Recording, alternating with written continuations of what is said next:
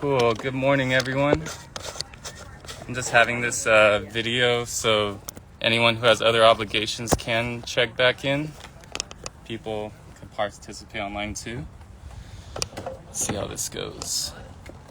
Cool. So good morning, our eco friends and orange home growers, right? So you all probably found us on one of those two platforms. My name's Tom. My wife owns Eco now. A little bit about me is I'm kind of the crazy guy in our soaps, package-free soap stores, like telling people like you should compost and showing them my little glass jar full of worms in the store. So if you ever go to stores or if you know me through there, you've probably seen that. But yeah, I feel like this kind of group is all into that, right? But yeah, let me just pull up some things. So how many people here for interested more in the zero waste side of it? I see some hands. The what? Zero waste.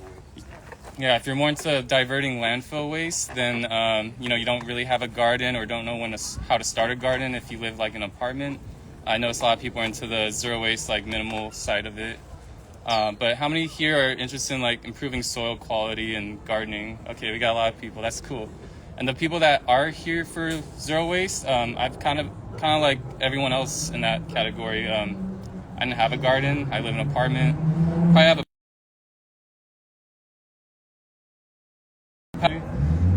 but now I have a flourishing garden because of my compost worms, and it's really like little effort because instead of me throwing my trash away, I throw it into a bucket and embed it in the ground, right? So that's how I divert landfill waste. Let me pull up my little script. But so is anyone planning on being here till the end of the presentation? Cool. I got some raffle tickets here, so I thought it'd be fun today just to raffle off a compost bin. We're gonna make it together today, and I brought all the tools, so y'all can see it's not that challenging. It's pretty fun. Oh, cool. Want me to help you? Yeah, do you mind handing everyone a raffle ticket? Happy to. So let's see, which one do I keep and which one? Here, I'll just grab. Because I'm going to so to make it interesting, I'd like people to participate, so I'll incentivize it by giving more raffle tickets. So the more you participate, higher chance you get getting a bin, right? Yeah. Cool. So just one to each, or? Yeah, just one to each for everyone, and I'll hand out for each, or hand it out to each guest, Cool. And yeah, let me just pull up so I could have some organization, right? Let's see. But I love the turnout. I appreciate you all being interested in this kind of stuff. Let's see. Classroom, workshop.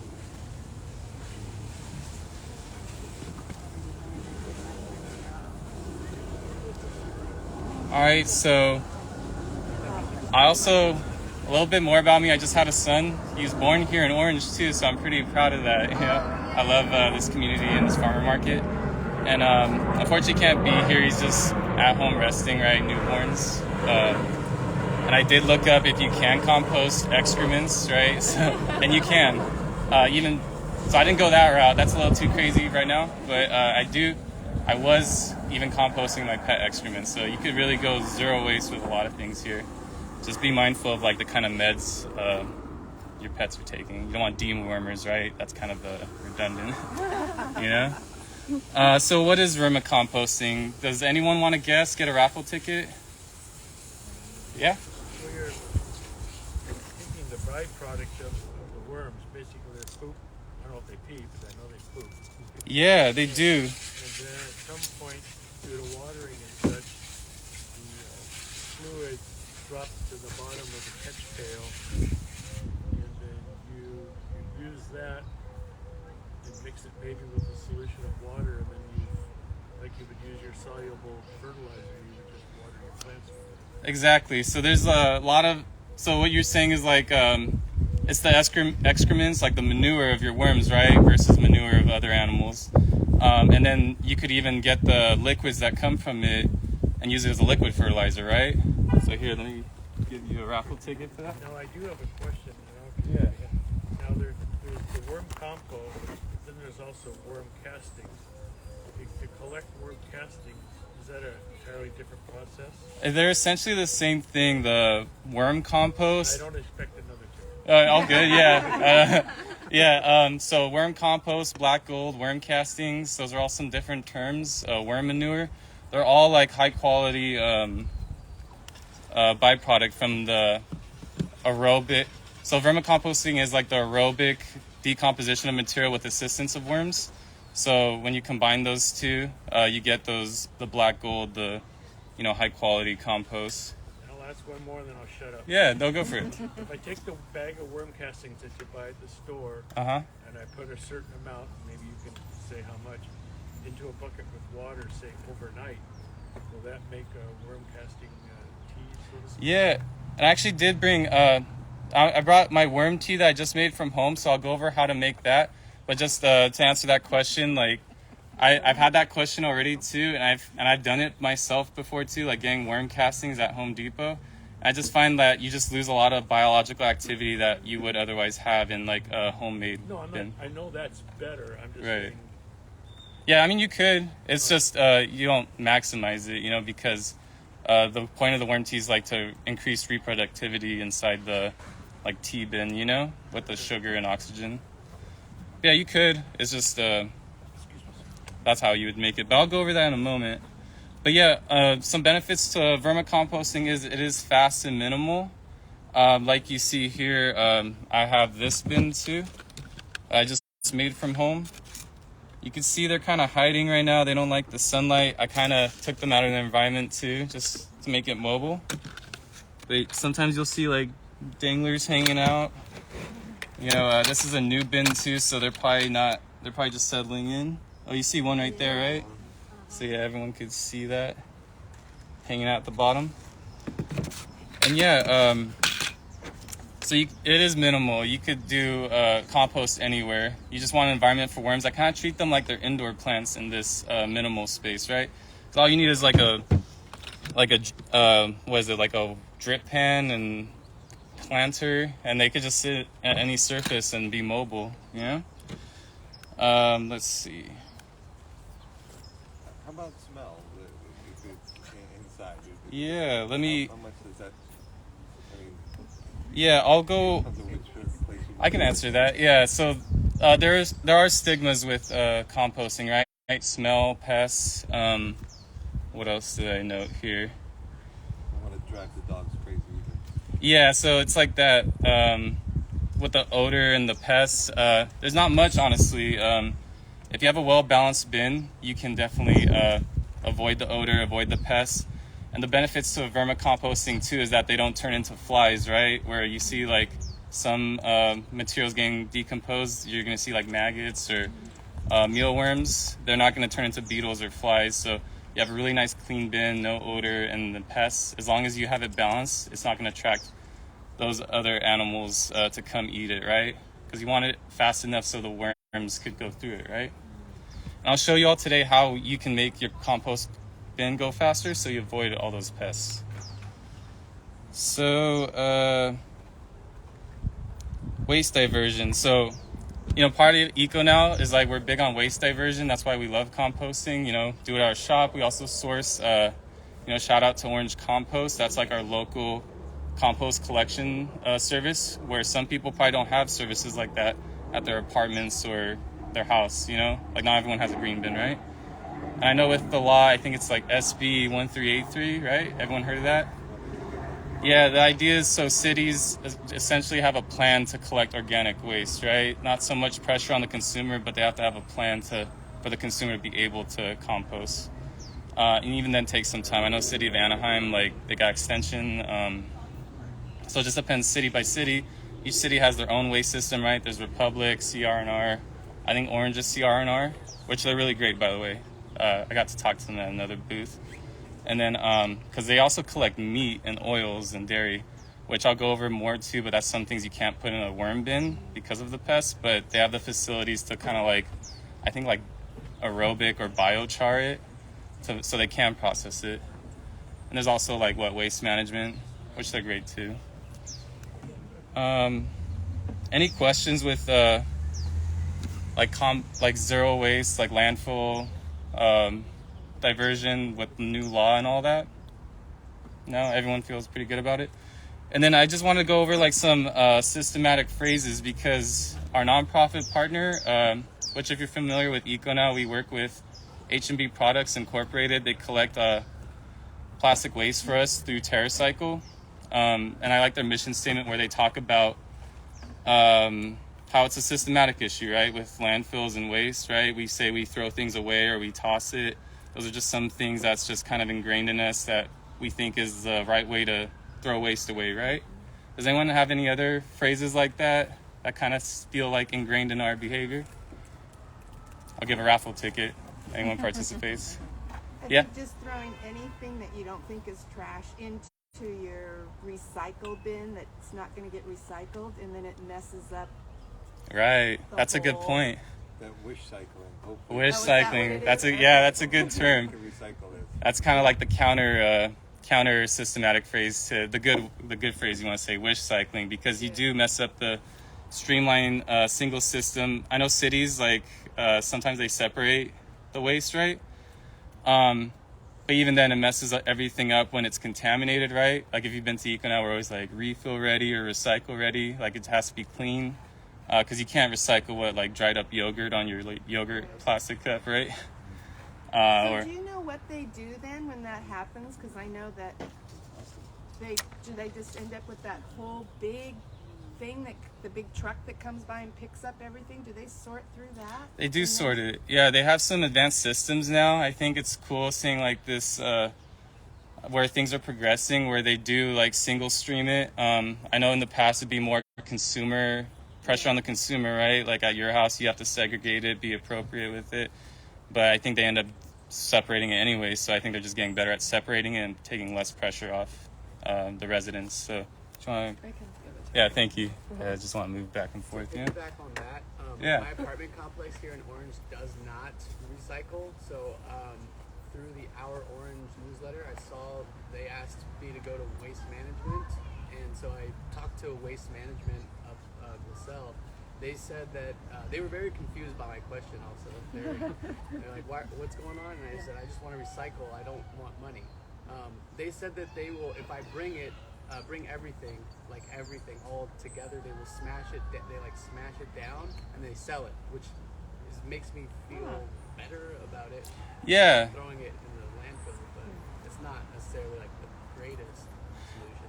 Right. So essentially, they're saying what they told you was they told you their process, how they collect everything, smash it, and then resell it.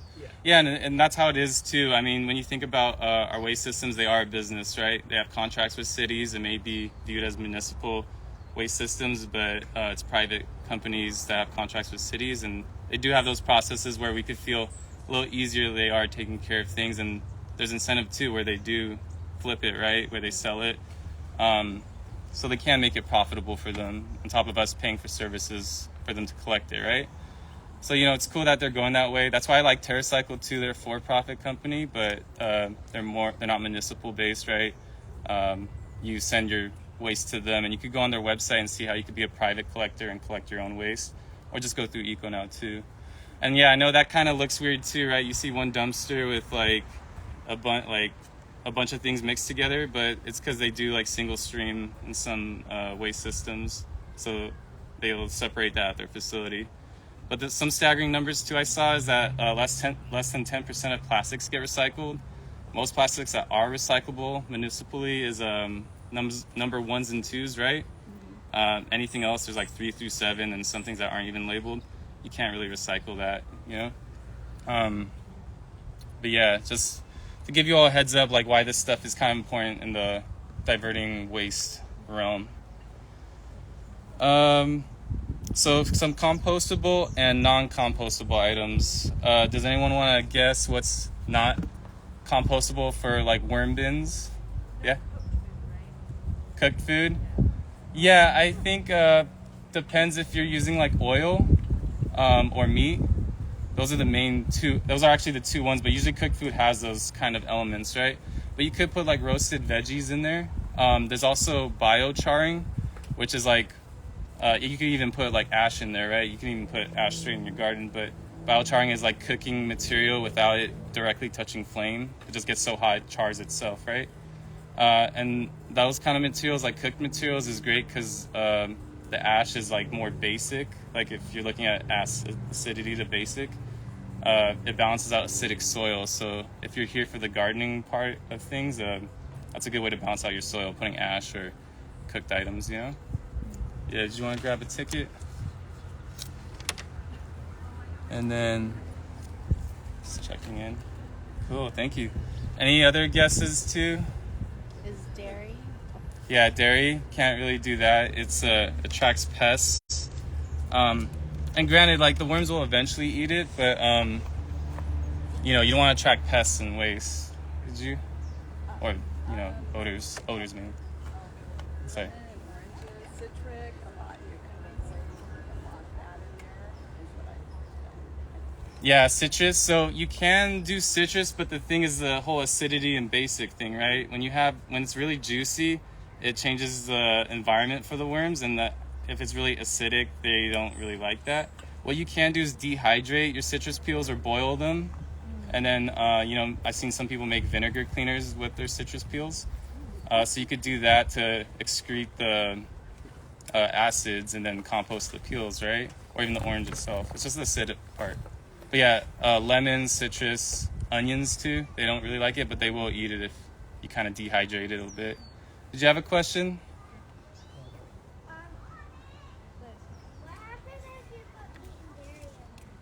Yeah, so the thing is, they can eat it, but it will attract pests. And, you know, pests like raccoons, vermin, maggots. You know, the things I was saying earlier, like how worms are cool because they stay worms, right? They live up to 2 years in your bin. They get big, they eat well, but they stay worms. If you start attracting like maggots, mealworms, other things, they turn into beetles, flies, and then you kind of have like a whole thing going on at your house. You know, if you live in an apartment too, which I experiment at my house, I have a lot of fruit flies, and I notice I just need less air holes to keep those at bay, and more carbon material. So I'll go over what carbon material there is you could put. Did you want a ticket? Here, I'll have this up front for you. So what do you do with that? Good question. Yeah. What do you do with dairy and meat waste? Oh, you could keep that. You just put it down the sink or in the trash? Yeah, so And if you... bones. Sorry, what was that? Meat bones. Yeah, bones are... you can... I've seen gardeners put meat bones directly into their soil too. The thing with meat bones is you could dehydrate it, maybe make a bone broth, you know, have it soaking in like a... That's what I did, like a crock top. And then you kind of dehydrate the bones that way, just like you would like with citrus peels. And then you just ground them into like a blender and make like bone meal. Or you could even char them, make biochar like in an oven, just overcook them, and then that's a good way to add like some basic materials. I mean, so this is like a whole production. So you do easy, like simple thing, like you have to do. Yeah, it just rots, and then but the cool thing is if you do live in Orange or Huntington Beach, I think Costa Mesa, CR&R, they can accept those into your green bin. I think you just want to make sure you don't want it getting too funky in there, right? Like attracting pests and odors, right? Yeah, bone broth is good, or just taking all the stuff out of the bone. Yeah, like cleaning it out and then bone brothing it, and then or even charring it so you can make a nice ground bone meal and just put it in your compost or directly in your plants. I always put it in the compost first because that's like kind of pre-composting, so you could get higher quality compost like that. Did you have a question? I was going to say, for the meats and bones and such, is we put them in the Ziploc bag and seal it and just keep it outside. And then the day of the trash pickup, then we just dump it. That way it's Yeah. in there. Because before, you open it up and, you know, you... All the bugs, it's right? not And the odors. coming at you. So we just keep it in a Ziploc bag until Wednesday night, Thursday morning trash pickup, and then dump it in, and then you don't have to deal with the bugs. So just a tip, that's all. Yeah, that's a great tip, and that's kind of what I do at home too. Like, I mean, if you're here for like zero waste and all that, like segregating trash is like kind of a lifestyle and then a normality, right? Like, even at my house, I have like a dry trash can which I keep inside, so then you avoid like pests and odors and all that, right? Outside I have my wet trash can, which is like stuff like meats that would end up in the landfill, unfortunately. Excuse me, but that way you keep like the odors at bay, keep the pests at bay, and you don't stink up your house too, right? Also during before, if you have a lot of room in your freezer, you can put some stuff right before the trash collection. Exactly. That's what a lot of people do too. Like if you look online, like follow those like zero waste like pages, they talk about like how you could put in freezer like your food scraps or stuff you're gonna turn into like a broth, you know? Like a lot of people put their veggie scraps in like a freezer bag and then kind of do what they do with the bones, right? Where you put it in a broth, dry it out, and then compost the rest of it, you know? Cool. And then, so let's start making a bin together then. You know, with compost bins, it's just trash, right? Like, I mean, you don't need anything fancy. I do get better yields from specifically designed bins, you know. My worms just repopulate like crazy. I have a better yield, but if you're trying to save some money and upcycle some items, like I made these compost bins from retired closed loop buckets at our stores. So if you're familiar with Econo, we have a closed loop system, but some buckets get retired. They either get damaged or not good enough to hold product anymore, right? So I just drill holes in the bottom. You could even do it like this, where you can make it like a sifter combo. I'll see another worm hanging out. But yeah, some netting like that. I know at Orange, at the farm here, they have like their drawers that they upcycled and just put that kind of screen in the bottom so the worms could migrate up. But yeah, and I just use a titanium drill bit when it comes to plastic because you want like smooth holes, right? You want them to migrate easily. When you use a regular drill bit, I noticed it gets kind of jagged. Worms have smooth skin, so you don't want them like cutting themselves. You want them more motivated to migrate. The more holes, the better. I kind of do it like with Eco now in mind, like it's like a 12 clock, right? I just keep rotating the 12 pieces until I run out of space. Can you use an orange Home Depot bucket? They are food grade, I've checked. Yeah, you could use an orange or the Home Depot bucket. You could use a Lowe's bucket, Harbor Freight. They all have buckets around like $5 each. You could even go to Eco now and grab some of our retired ones for around the same price. Where's that? At Eco now. We have one at Anaheim in the packing district, kind of by the hockey rink. Actually, right by the hockey rink. And then also in Costa Mesa and Riverside, in case you all live more local there. You don't have the exact address? 207 West Center Street, Promenade, Anaheim, California, 92805. So yeah, feel free to check us out. You could check us out on Google too. Just look up Eco Now Anaheim or Costa Mesa. We should pop up. But yeah, and then if you catch me at the store too, I could keep talking your ear off about composting, right? I know some people like that, but some people just want to get their soaps too and bounce. But yeah, so that's how I made this. There's a tiered system I do. So I'll start with the bottom part, and I'm gonna give away one of these, and I'm gonna donate one of these to Orange Homegrown, just so people can see there are different options to composting. You could make a cool one out of upcycled furniture too, but with those drawers over there, you see by the sink. So that's our worm bin over there for Orange Homegrown. And that's why I'm just here to show you all, like you could make anything. I mean, I have a pickle jar in the stores. I have these composting. You just need an environment for the worms to kind of hang out in and not like attract pests, right? And also what I found too, it's just like my experience vermicomposting is you want to be able to harvest the soil too, right? I mean, that's the main goal, especially if you're the gardener here. Like you want to get that black gold and high quality soil. I'll show you how I do it. So I make this. This has a bunch of holes. It's called the digester base. I took a little break from social media for a couple weeks, and I had like an information sensory deprivation, and I just looked up all these weird things like how to make septic tanks, how to compost pet excrements, just get real deep into it. Essentially, it's kind of like how nature intended, right? You just, like you see your cat burying its litter, you just kind of bury the drippings in here. And the drippings from your compost bin could be, most of the time it's Leachate, if that's how you pronounce it. You all familiar with Leachate? It's like that very dark drippings that come from your compost that aren't through like just watering it, you know, like a planter, like you see the water drain through it. Leachate is just very concentrated. There's some mixed reviews on it, but it's pretty cool because it is like a liquid fertilizer, right? But the dilution for that is 16:1, so it's very concentrated. You just put like 1 ounce to a pint.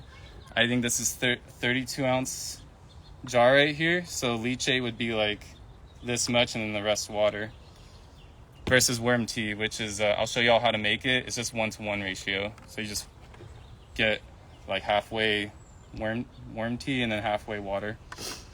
But this digests it. This kind of lets your soil digest that nice liquid fertilizer, so you can improve the soil quality by surrounding plants.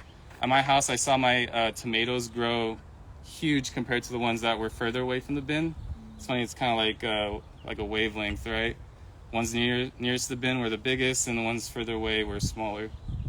But these holes are great too because you give the worms an environment to really make the whole, like if you have a raised bed or earth, like make it their whole like house. Like they could reproduce, they could travel, they'll aerate the soil.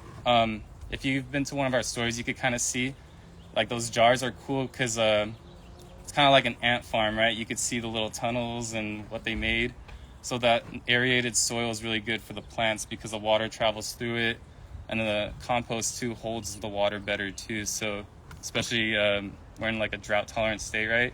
Being able to hold water in your garden is very beneficial for the plants. But yeah, that's why I made this digester, so you could kind of keep your top bins in place and then give the worms a bigger environment to work with, so you could get a bigger yield from your compost.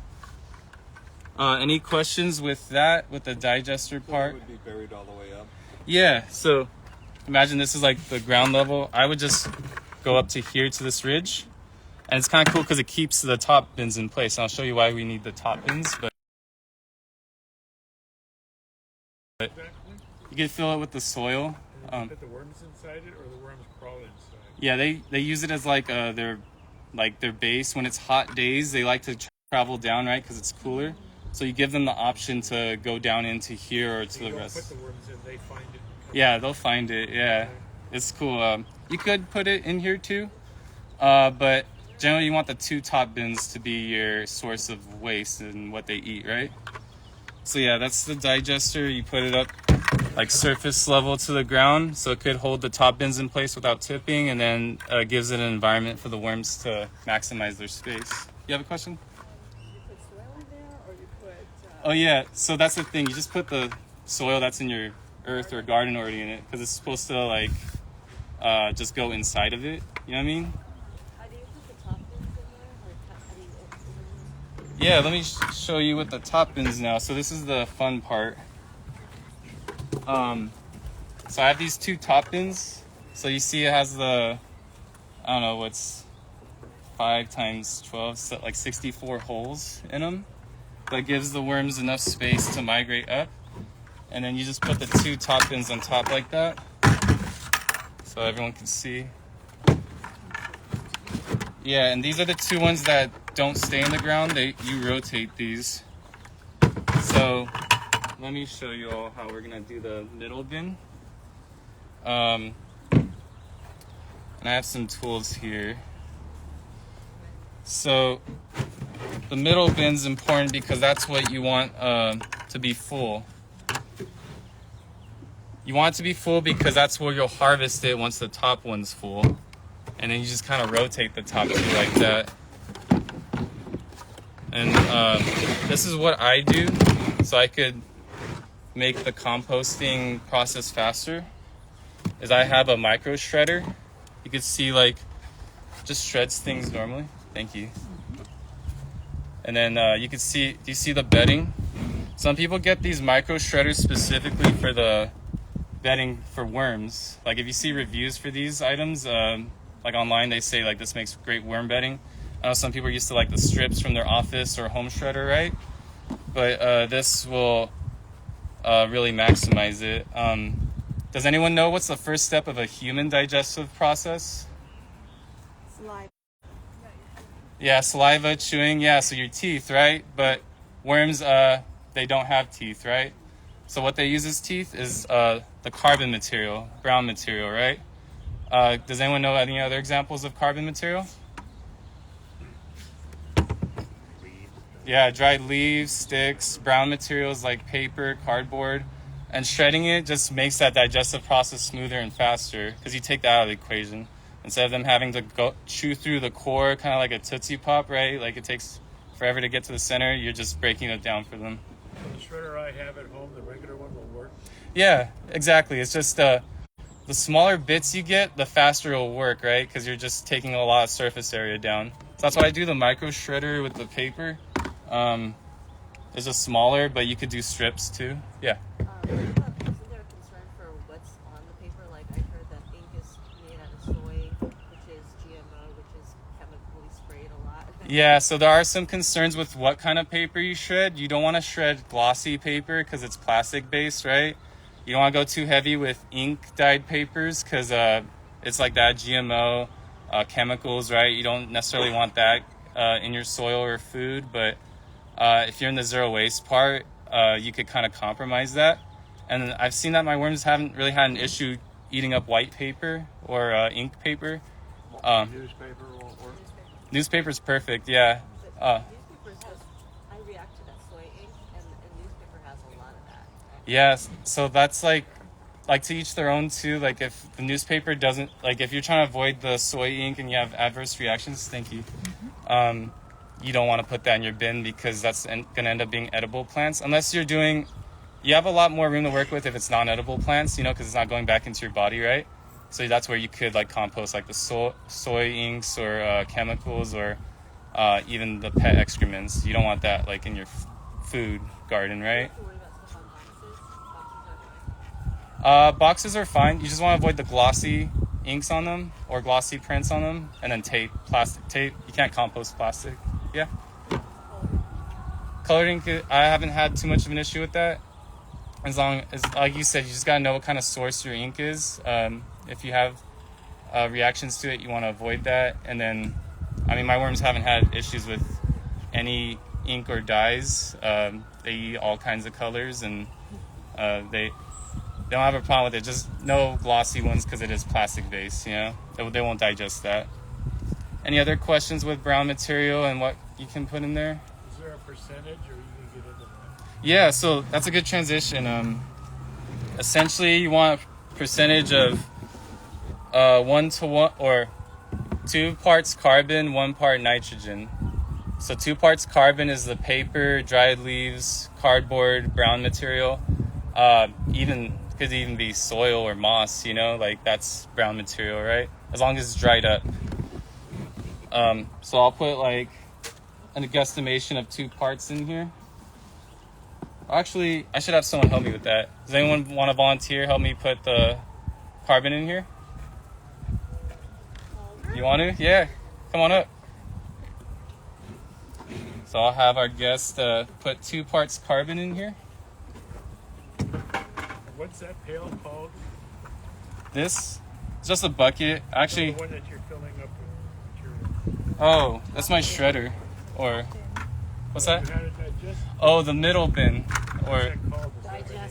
Digester. yeah, this is the digester. Yeah. If you YouTube like how to make a digester, you can. That's what people use for like a lot of their And what's excrements. that one there? Here you go. You can just put the whole thing in here. You want to? Here, you can put it on the ground. There you go. And then you can Do you just ever wet your dump that. brown material before you put it in, or you'll cover the moisture element later? Yeah, so that's a good transition too, because like the nitrogen part. Thank you. Here, I'll give you 2 tickets for that. Nice job. Yeah.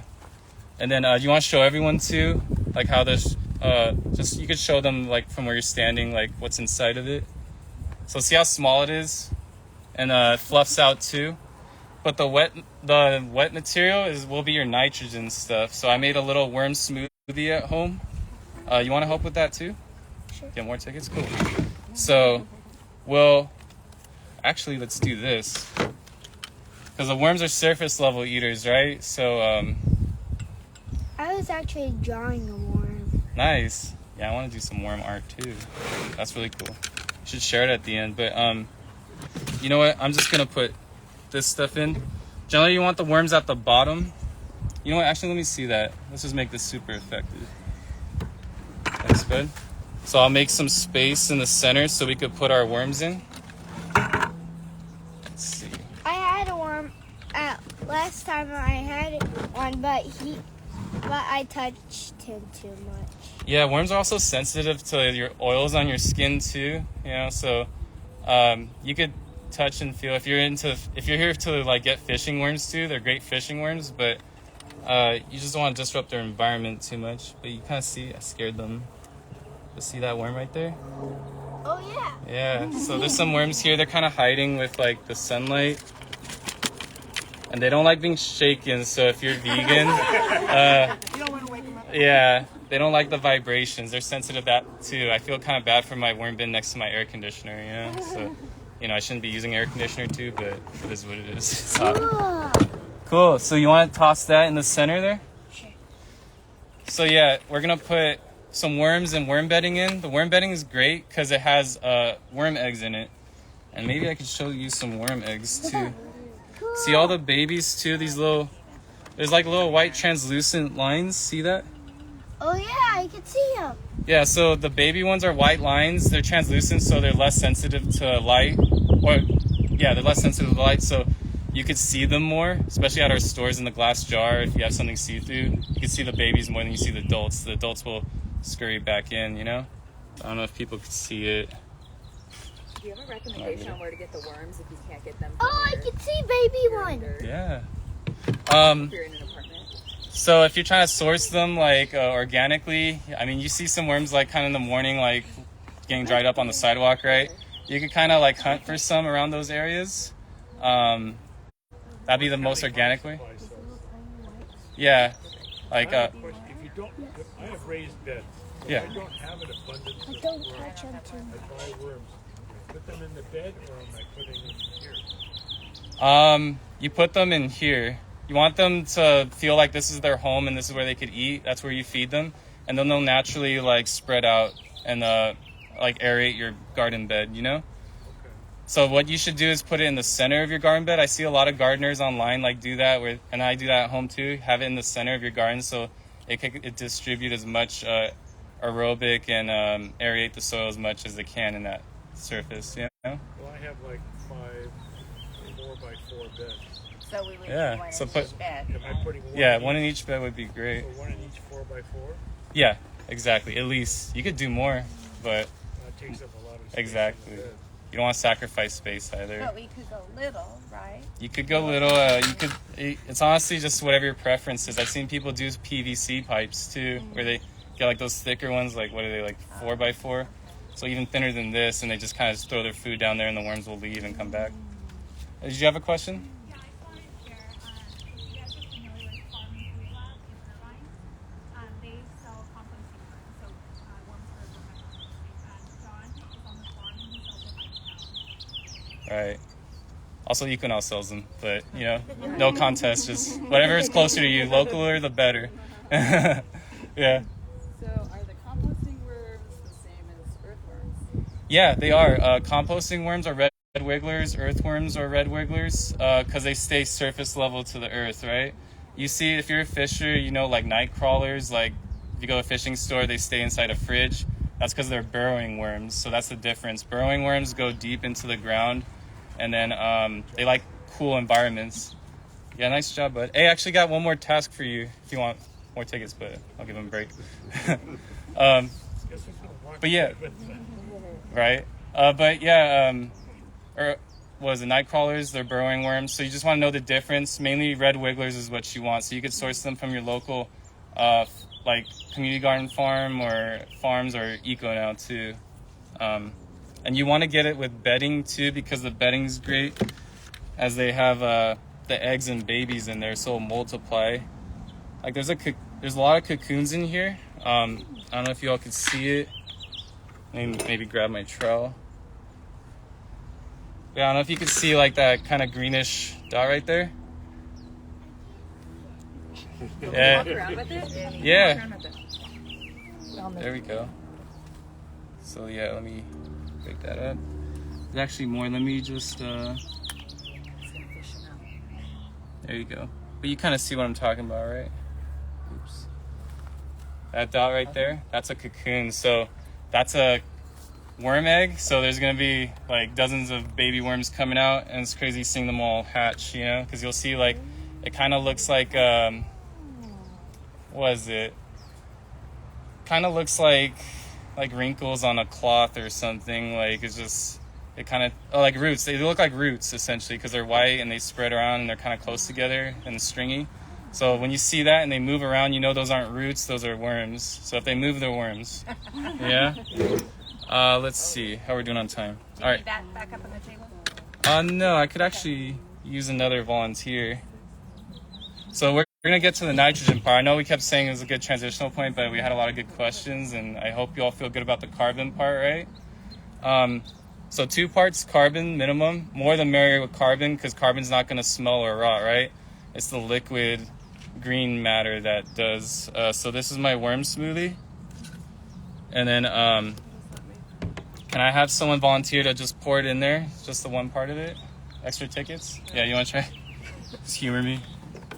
What is this made out of? So I'll make that right now too. Do I just pour the whole thing in there? Yeah. Like spread it around or right in the middle? Just pour it right on, or spread it around. I make it even because you don't want it too saturated. Because they're surface level worm eaters, you want more surface area covered, right?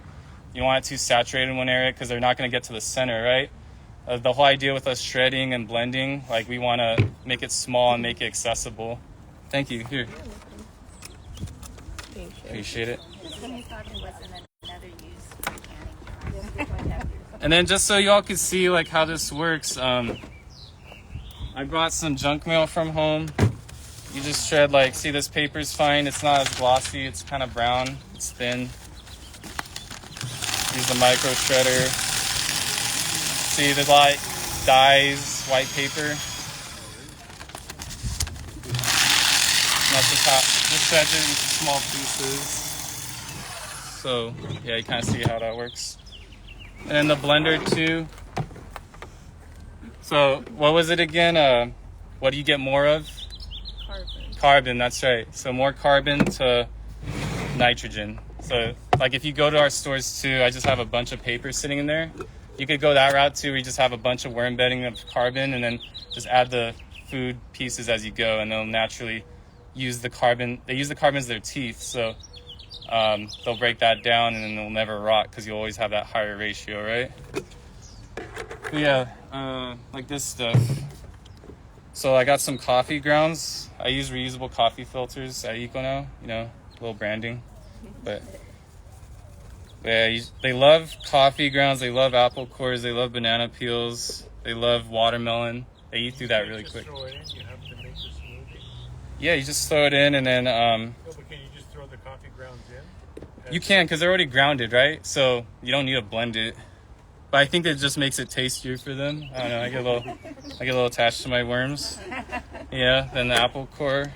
Well, And then it probably makes the process happen faster because it's less they have to do. yeah, exactly. And then if you put something like onions or citrus, it makes it tastier for them because they hate the acids, right? Yeah. You have a question? Do you like fresh eggshells? They do. So eggshells, I think they're technically, I want to say they're the carbon part. I could be wrong, but I know the eggshells are calcium. But they use the eggshells as their teeth, so they love eggshells. Like, you can even see here, like there's ground up eggshells. They go through it quick. If you could grind it to a powder, they love it even more, you know? But yeah, I just kind of shake it around. The only problem is if you use a planter for your compost bin, you don't want to put too much of this because all the wetness will overflow the drip pan, right? That's kind of what I'm noticing at home. I put too much liquid in. Yeah, I just do that. And I just keep this blender by my sink, and rather than using the garbage disposal, I just use this now, so I save a lot of waste that way. So just put that in there. So whoever, yeah, you could toss that in here too. Keep keep all your raffle tickets too, because we're just gonna compost that. So it's gonna be a zero waste event, right? Yeah. So let's see. Nitrogen material. I treat them like they're vegan. Like avoid the milk and dairy. I mean, they'll eat eggshells, but that's the exception. Yeah. So just treat them like that. So the soil enrichment part. So this is like why gardeners love it. Worms are nature's soil aerators. They improve the condition of soil. They burrow in the earth for search of food. Composting worms excrete a valuable natural fertilizer called castings, black gold, even worm manure, you know? That doesn't sound as cool as the other two, right? But it contains 5 times the nitrogen, 7 times the phosphorus, 3 times the magnesium, 11 times the potash, and 1.5 times the calcium that are normally found in the 6 inches of topsoil. So like surface level soil, which is way more nutrient dense. Other names are red wigglers, tiger worms, garlic worms, manure worms, and brandling worms. So yeah, I mean, red wigglers is where it's at though. They go through everything quick and they stay worms, so they don't turn into the beetles or flies, right? What if you don't feed them for a while? Like, what if they, it's pretty just... Yeah, if they get neglected, I think they could be okay because, I mean, I feel like we're not so diligent at it with our stores and they're in a little pickle jar, but they're thriving and surviving, you know? So they don't need that much maintenance. You just don't want pests going in because what happens when pests come in or the temperature fluctuates too much or it's just not an ideal environment, they'll escape and then, they'll die because you see like on the sidewalks, they dry up.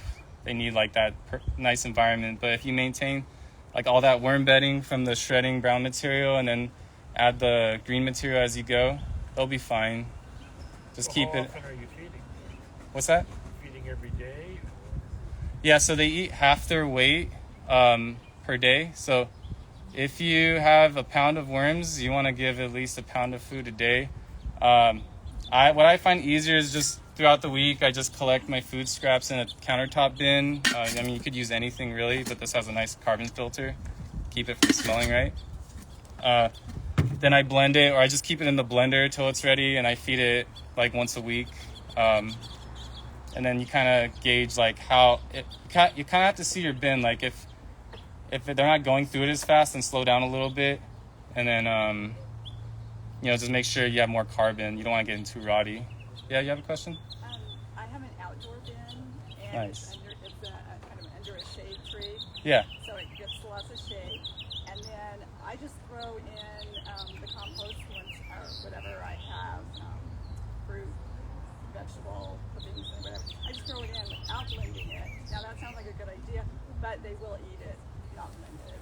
Yeah. So And I do have on very few occasions I have fruit flies, but otherwise they're fine. That's good to hear, yeah. So y'all could feel peace of mind too, knowing that you could put whole foods in there. I think if I kind of challenge my worms. I like to think they're kind of like jailhouse worms in a humane way. They're just like kind of buff, calloused at the mouth, like they're eating things that they don't normally like, but I'm being zero waste with it. I'm getting good soil out of it, you know? Yeah, you could put whole foods in there and they'll eat it, yeah. When you feed your worms, do you kind of bury the food, especially if you put whole stuff in there, or do you just throw it on top and they come up in? I just throw it on top.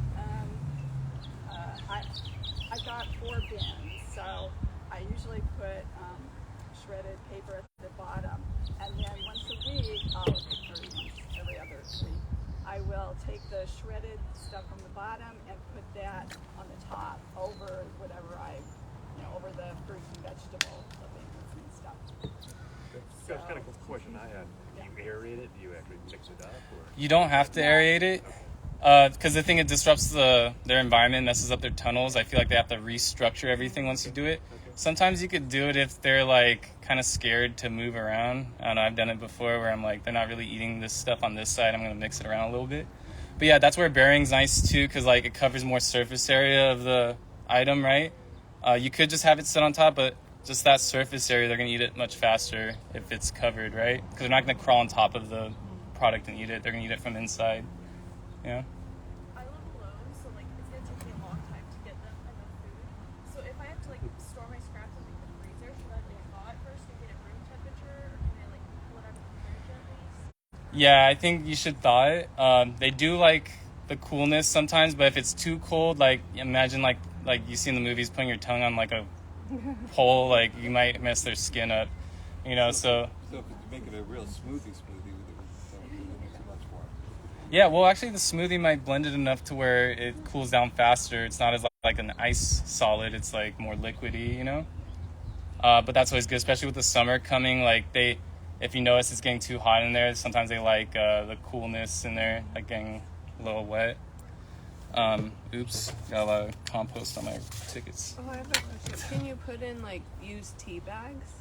Yeah, the problem is, so that's why I use like the reusable ones from Eco now, you know.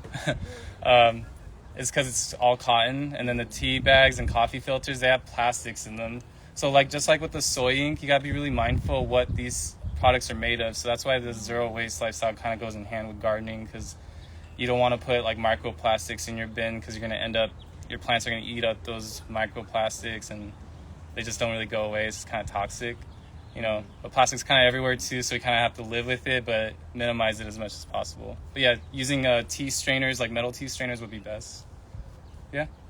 Or any question? I found that in tea bags you have to be careful over the nylon, the ones that are light. But the other nylon. ones that But are like the everything square else, paper ones. yeah, everything else. Yeah, there's- paper, and I just take the top part, with the string on it, throw that away, and then use it. Just throw it in the paper. Yeah, so you just want to, like there are options for that, but you just want to be mindful of what they're made of, you know? So do you drill those holes with like the electric driller or something? Yeah, I wish I would have brought it, but it's just takes some time. It's kind of noisy. But I use a titanium drill bit. They're kind of like a step drill, like cone ones. It just makes smooth holes. And then I use like a jigsaw to cut like the whole bottom, so you can make a digester, or you could do the planter route, where you just don't want the liquid sitting in it. But yeah, you could just make this at home. I've seen people use like totes, like the black and yellow ones you see at Home Depot. If you want to be really zero waste with it, just use what you already have. Like if you see some old things that are kind of damaged, just do that. I even use the pickle jar. You just want a glass drill bit for that, because it's glass. You don't want it to crack, you know? Yeah? Okay. I understand everything except you're marching along for X number a month or whatever. At some point, are you recovering anything, or is it just leaching into the soil? Yeah, so that's a good question, because the idea is, so now this middle bin is full, right? We got our planter in here. You want to put like the same thing like earth or regular soil in there. You could even put like twigs or whatever, just so they have something to go to, or just the earth from your garden if you're using the digester. But now the middle one's full, so they'll eat through that, and then it's actually a little short, so you need a little bit more so it touches the bottom here. And you put the top one on there, then you start feeding the top one. Once the top one gets full and it's all like black gold, then you take the top one out, you put it in the middle, and then you put the middle one on top. Because the middle one, actually I skipped a step. So the middle one, you harvest it, so that's what you dump into your garden. And then it's empty now, so you put it at the top, and the middle one's full now, and you just repeat that top two rotation. And those worms have migrated up. So Exactly. And the bottom one is, there's no holes in it? It Just catches liquid?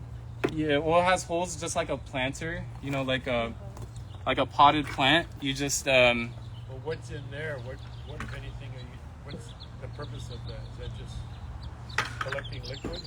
Yeah, it's just more room for them to escape to, so they have more area to, like a bigger house, right? It's like adding a room to your house. Yeah. That bottom one? No, I kind of forgot to do that. I knew I had to do something. Would you put soil in that? Yeah, you could put like regular soil. You could put soil, and then your 1 part, 2 part in the middle. Yeah, and you keep doing the 1 part, 2 parts in the top two, but once the middle one gets full, you start working on the top one in case you don't have enough in the middle. And that's full of the stuff you've been putting in. Exactly, all your waste, right? Your green and brown waste. And then once the top one gets full, you take out the middle one, harvest the middle one. There might be some worms, you could pick them out, but there'll be less casualties because they stay surface level, right?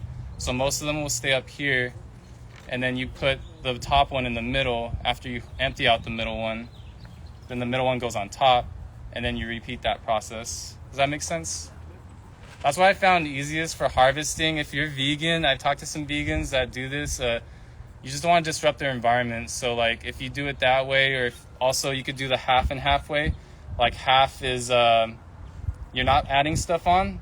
Kind of like imagine the top halves are the bins that you're rotating.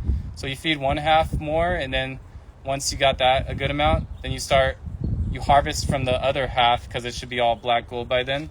And then you start adding to that. Then the first part that you're starting with will turn into black gold. Then you harvest that half. So you see what I'm saying? You're harvesting in halves. So you're not disrupting the ones that are currently eating, right?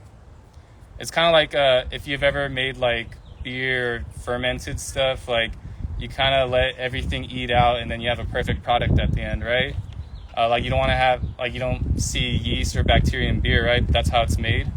So, you know what I mean? Just an analogy for that. Like you want like a final product, then you harvest it.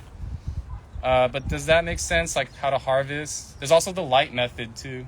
Oh, what do you say? How do you know when the middle is ready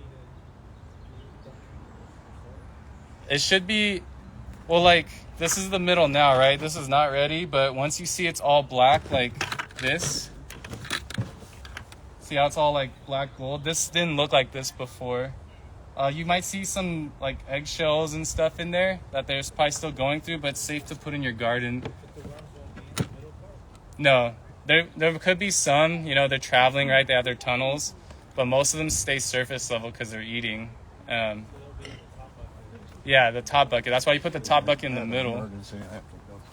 Yeah, no worries. So the bottom bucket right now, it doesn't have like the hole. It doesn't have the gap. Yeah, so this is for if you live in an apartment and you don't have land or earth, this is a good option for you, because I notice a lot of like apartment people that don't have their earth, they have a lot of indoor plants. You could treat it like it's an indoor plant, you know? You could probably even upcycle some old plant pots and make a planter dedicated composting, and maybe throw like, I don't know, a plant. You see something sprout in your compost, obviously because they're seeds, but they don't live too long because the environment, like it's not meant for them to grow, you know? So when you make your compost tea, you take that middle bucket that's full. Yeah. That's when you put a certain ratio of compost to water. Yeah. Let it sit for a certain amount of time, and then you can use that as your tea. Exactly. And that's another good transition to where I could show you all how I make compost tea, because the thing is when you harvest this compost, you're losing compost, right? You're losing some worms due to just casualty. I mean, obviously you're going to put them in your garden because, you know, they might make that environment their new home, right?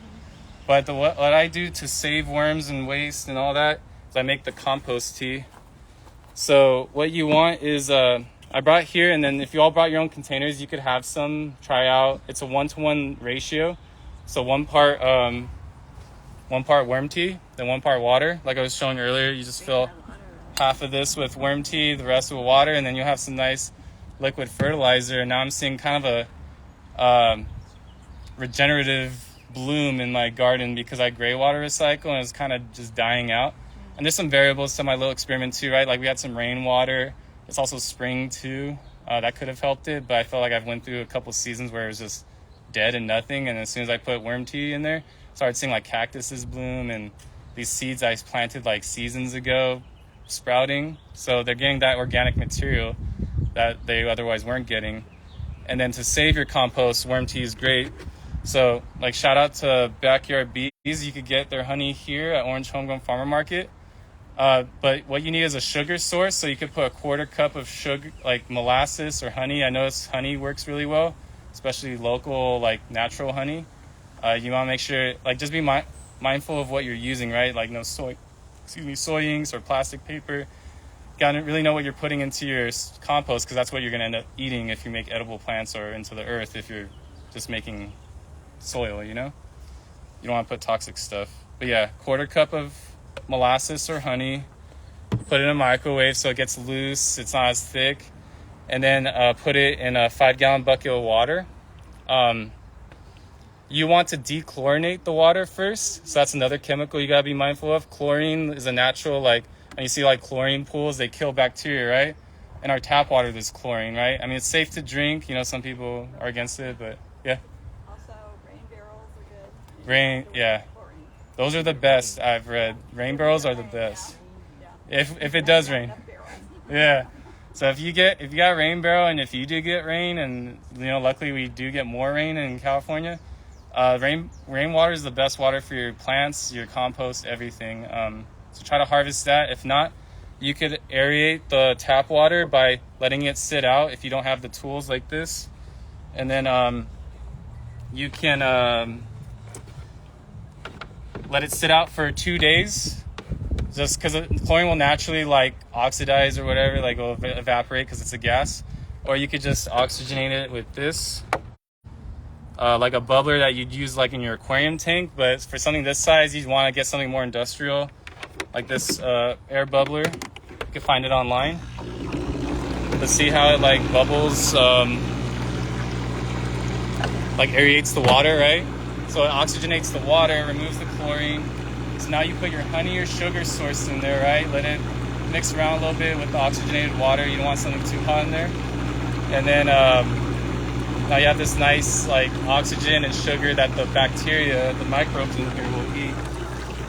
If you see here too, what I was saying, how I save, see the babies right here, these little white lines? So I had a whole bunch of compost in here, and I just tossed it this morning. There's still worms wriggling in there, and you see some worms wriggling now. I saved all those worms in compost, hardly any casualties, right? And now I have this 5-gallon bucket of worm tea, and I don't know if we have any fact checkers here, but I think 5 gallons of this could cover, if you missed it, a football field. I think there's ratios like that. Or 55-gallon thing could cover an acre. I don't know. It's crazy, the concentration of this. Yeah, so you could just so the non-technical route is you let it air out for 2 days, right? Get the chlorine to evaporate. After 2 days, you get a sock or an old t-shirt, and you can steep it like tea. And then you let that sit in for 3 days. And then that will create that. Or you could get the tools, and then you could do it within 1 day of this brewing. And then a steep bag like this, just so it's metal. Yeah, so you want to put 4 cups of compost to 1/4 cup of sugar, oxygenate in a bubbler like this for at least 2 hours, or let it sit out for 2 days, and then brew in a bubbler like this for 1 to 2 days. I didn't say that already. 1 to 2 days brewing in the bubbler, or you can let it sit in a sock or old t-shirt for 2 to 3 days. Does that make sense? 5 gallons? Yeah.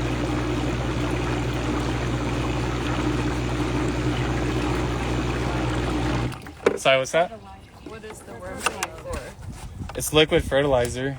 So, the process, if you don't have the aerator, is you just put it all together and maybe stir it occasionally for 3 to 4 days. Yeah, you let the tap water deoxygenate, or just use rainwater. Deoxygenate if it's sitting out for 2 days, or bubbler for 2 hours. Okay. And then let it steep, the compost steep in the bag or t-shirt, for 1 to 2 days in a bubbler. But without the bubbler, 3 days. Does that make sense? You know what I found that's good for fertilizing? Yeah. It depends on what kind of plants. If you have an acidic plant that a kind of acidic soil, whey, but make sure it's from raw milk, and really good source. But whey from milk or yogurt, and then dilute it. Whatever. Yeah. I just dilute it a lot with water, and then I just pour it all over. And then, but you only want to do it every so often. You don't want to do it every day. And then blood, when you have meats or something, if you and I save the blood and dilute it, and then I think that one you want to do 1 every 6 weeks or something. Right, and that's good. So back to chemistry class, right? There's the pH scale, acidic and basic, blood for meats or milk proteins. They're basic, right? And then that's a good way to balance out the acidic soil, from the citrus, or even if your compost is a little acidic. I mean, there's testers now, right, for gardens where you can see if your soil is acidic or basic. But you could balance it out like that. So that's a good point. But But yeah, and then another thing to keep in mind with the worm tea is there's a lot of microbes in here, and it doesn't smell too. So if your composting's all perfect, there's no odor. Like I put my hand in there to fix this kind of, like my tube and bag fell in there, so I had to grab it. But you know, there's no like rotting stench or like black water stench, right? It's all natural microbes, and you want to pour this at night, and you want to keep it out of the sun too as much as possible, because the microbes die from the UV light. So when you pour it at night, the microbes dig in the soil, they're doing their thing, they're enhancing the soil, and then overnight they're really settled in. And then you empty the tea bag back into your compost, so you save those worms, save the compost, and you're not really wasting anything except for a quarter cup of sugar and 5 gallons of water, right? Yeah. Yeah. Okay. I apologize, but just when you start this thing from scratch, Yeah. at the bottom bin, with a few of the holes in the bottom, you fill it with potting soil or whatever soil in there. Yep. You put your, at the beginning, you put your worms in that pail, or you put in a certain amount of the carbon nitrogen mix in the middle one, and then throw some worms in the middle one. Right. Okay, now at some point, you're going to start filling the top. When do you start putting stuff in the top pail? Do you wait till the middle is full, or at some point? Yeah. Wait till the middle is full, because you want contact between the bins, so they could migrate up. Like they're not going to like reach up and go through the hole, right? So they need to make contact with it. That's why these buckets are good, because you need a certain level before they touch each other. You know what I mean? Because they stack, like there's at least this. Is there a reason to put that third bucket in if you're starting in the beginning? No, like you don't really need the third bucket at top till the middle one's full, right? Yeah, so the top one is just so you could start the rotation and harvesting process, right? But you can't really harvest anything until you have it, and you're not going to have it until the middle bucket is fully digested with black gold. When you start seeing black material like this, that's when you know it's quality compost. When you still see this, that means the worms still have some work to do, right? Like, still see the paper and the green, still eating through it.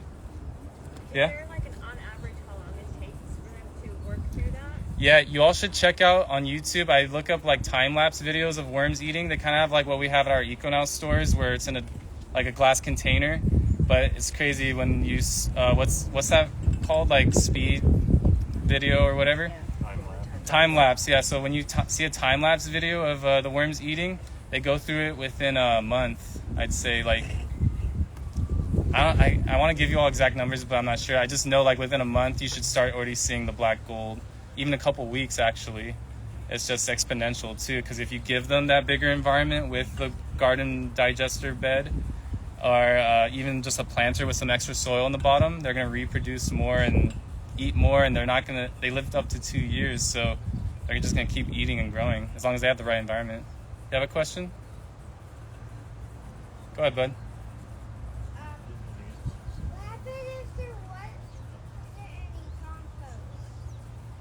If what?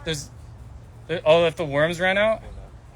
Oh, then that's what you want to avoid, right? You don't want to lose the worms, because then you're going to have to go back to EcoNow or your local farm to get more worms, or start harvesting naturally. But I noticed like you need a pound of worms to really get composting going. If you're trying to scale up, it takes more time, and you're not going to see as much as fast, but that's the budget-friendly route, and if you have the time for it. Yeah. We have the bin from EcoNow. Nice. That black one with the worm tea catcher at the bottom. Yeah.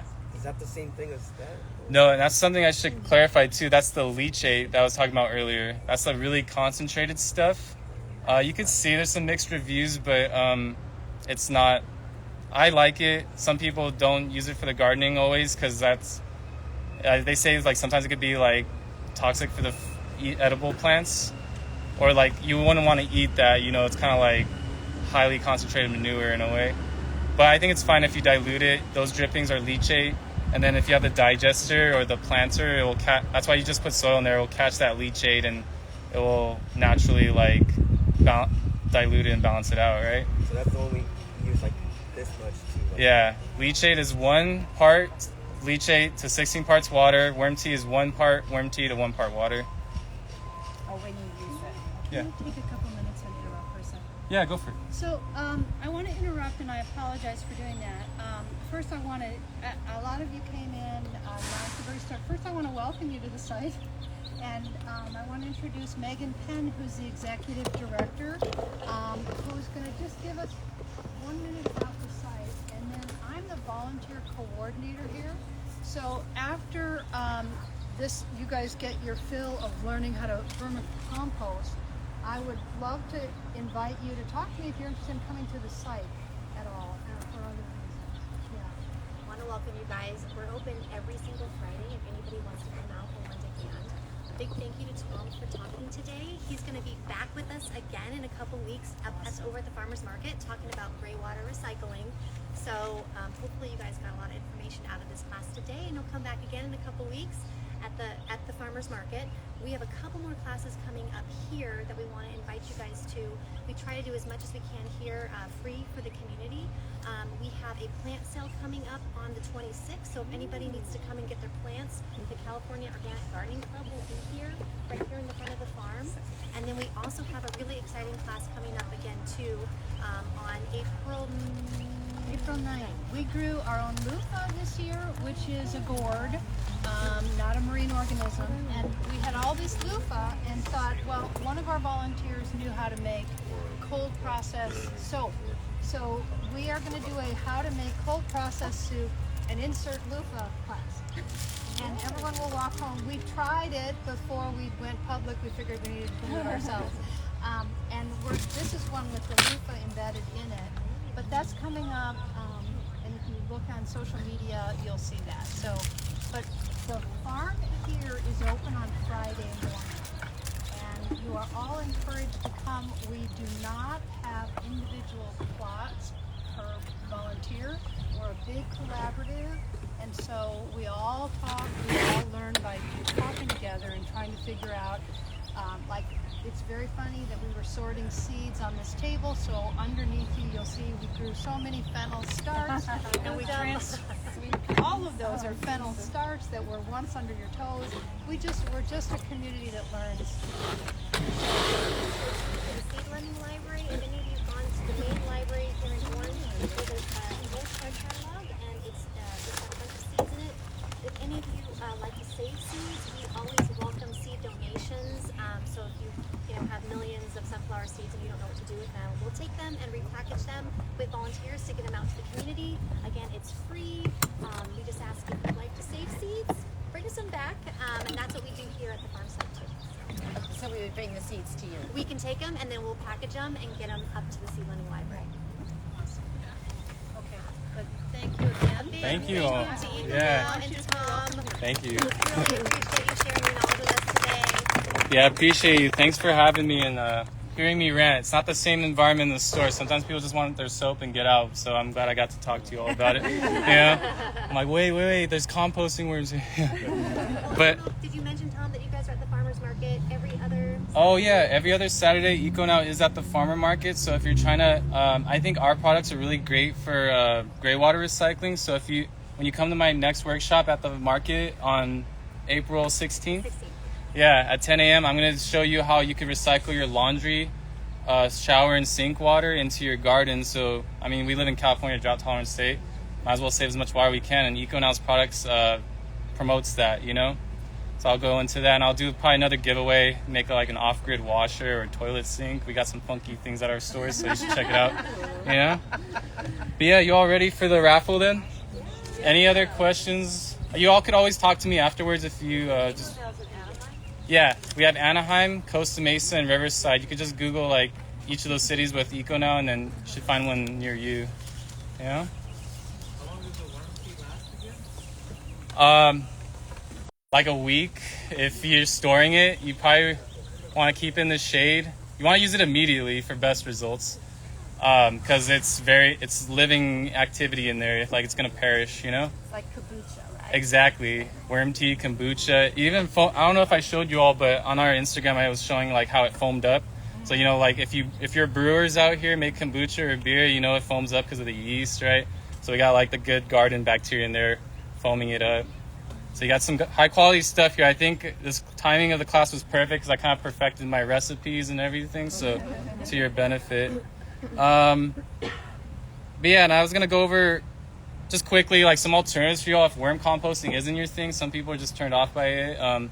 But you can see like orange homegrown. This is great for large volume. If you have the space for it, you should you'll get a bigger yield like mulching and collecting heaps like that. So that's like heap composting. Like we were testing the biological activity in there. You could put a thermometer in there and see. If you see like heat producing in there, that means the bacteria in there is eating, just like the bacteria kind of in here. So it's composting that in there. That's good for large volumes. And then there's bokashi bins where I don't know if you've heard of it, but it's like relying on bacteria that you add, kind of like a brewer kit. And then there's have you all ever heard of Lomi, like the electronic device that they're trying to promote? Yeah, so I looked into it. Lomi's great and everything, but it's kind of like a pre-composter. It dehydrates, breaks it down, so it's easy. Kind of like how I do the blender and shredder, right? It pre-composts things, so it's easier to digest. So Lomi's great, but you still need to compost it to get that high-quality soil, you know? And then I think those are mostly the alternatives other than having like chicken, maggots, or other items eating your waste, you know? Yeah. But thank you all for attending. Let me just, what I'm going to do is I'm just going to choose a random number, last 2-digit number, and then we'll see who wins. Any final questions for the group while I'm pulling this up? No? All right, let me see. Random number raffle. I think Google, there should be a thing where it's like, raffling it. Yeah, I'm gonna end the live. Thank you all for showing up. Appreciate you all. I know it's kind of weird because I'm talking to a phone, but it looks like there's 5 people here, so appreciate you all.